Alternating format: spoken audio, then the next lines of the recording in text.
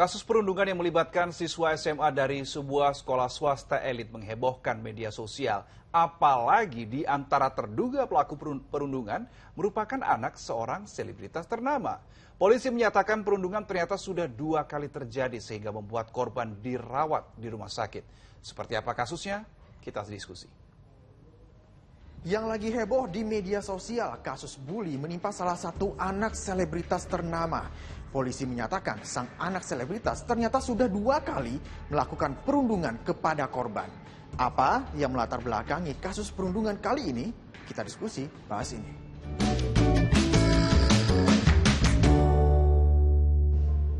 Berlokasi di sebuah warung makan yang tidak jauh dari sekolah, korban anak di bawah umur dianiaya oleh para seniornya hingga dirawat di rumah sakit. Salah satu pelaku adalah anak selebritas ternama yang ikut menganiaya korban.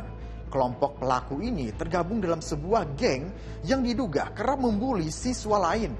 Di dalam video yang beredar, korban berada di depan para pelaku.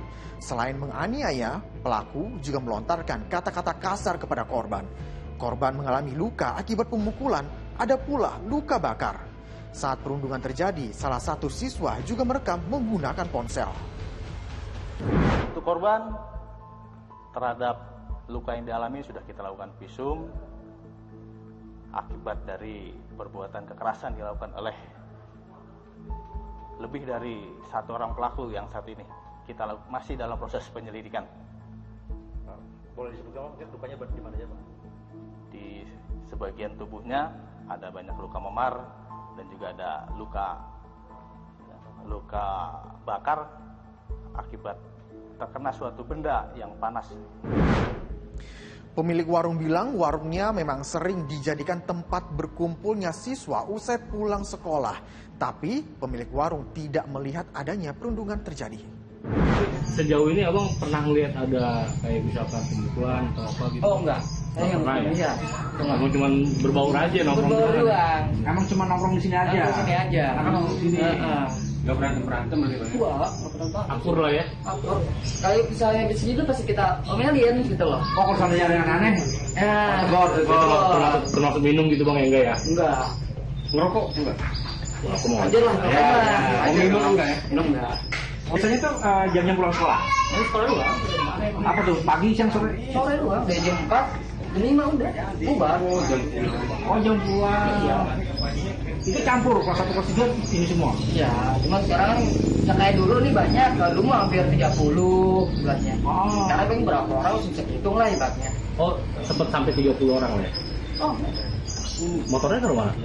ada kan banyak yang begini. Oh, di dalam. Jadi cuma jalan kaki doang di sini. Kayak gitu doang aja. Ibaratnya buat kopi, makan gitu ibaratnya. Bubar, balik lagi naik motor pada pulang. Pulang, nggak ini. Abang nggak ngeh ya, maksudnya dia tinggal di mana, anaknya rata-rata orang-orang sini apa orang jauh gitu. Ya orang itu kan orang Bintaro lah, ibarat Bintaro di SD.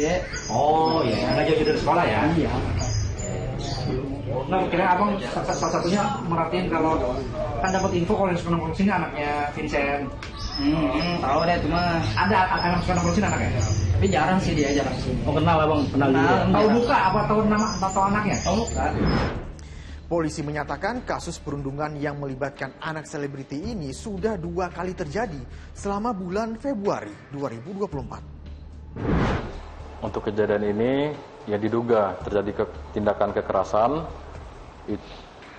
itu terjadi sekitar 2 kali, yaitu pada tanggal 2 Februari dan tanggal 13 Februari. Namun untuk pastinya nanti kita akan gali lagi dari keterangan saksi maupun bukti-bukti yang ada.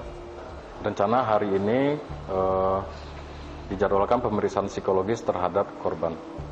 Awalnya kami menerima informasi dari masyarakat terkait adanya dugaan korban dari bullying anak. Kemudian dari informasi tersebut kami langsung cross check dan tindak lanjuti untuk mendatangi rumah sakit apakah betul ada korban bullying anak. Kemudian di rumah sakit kami minta keterangan klarifikasi terhadap korban, kemudian juga sudah minta keterangan pihak keluarga dan juga sudah mengumpulkan beberapa bukti yang sebagai bahan kita untuk melanjutkan ke proses hukum. Rencana kami hari ini kami gelar perkara untuk peningkatan status dari penyelidikan ke penyidikan. Untuk tersangka apakah sudah ada yang ditetapkan atau terduga pelaku ini ada berapa orang kira-kira? Dalam waktu dekat nanti akan kami infokan. Tapi lebih dari 1 orang? Diduga lebih dari 1 orang. Komisi Perlindungan Anak Indonesia turut menyoroti kasus ini. KPAI menilai sekolah yang memiliki kualitas yang bagus ternyata tidak bisa mengontrol perilaku siswa yang ternyata memiliki kelompok kecil yang kerap membuli siswa lain. Pola kekerasan yang terjadi agak berbeda begitu. Di lembaga SMA yang ya kita melihatnya ini dia sistemnya kuat, dia unggul dan seterusnya, tapi ternyata di situ ada tumbuh circle-circle ya, bahasa anak sekolah yang sekarang ini atau istilahnya geng yang kok bisa gitu nggak dideteksi cukup lama. Bagaimana sistem yang ada di sekolah ini? Bagaimana komunikasi dengan orang tuanya?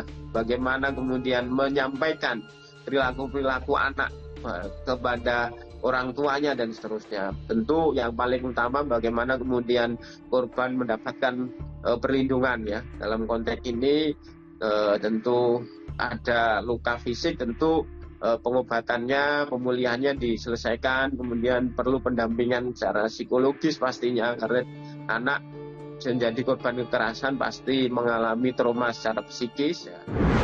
Menurut KPAI, pemicu seorang anak melakukan aksi kekerasan karena tidak mendapatkan perhatian dari orang tua dan juga orang yang ada di dalam rumah. Untuk itu, sang anak melampiaskan dan mencari perhatian dengan cara yang salah. Anda setuju? Kita lanjut di kolom komentar. Saya Zikir Ahmad pamit. Terima kasih, sampai jumpa.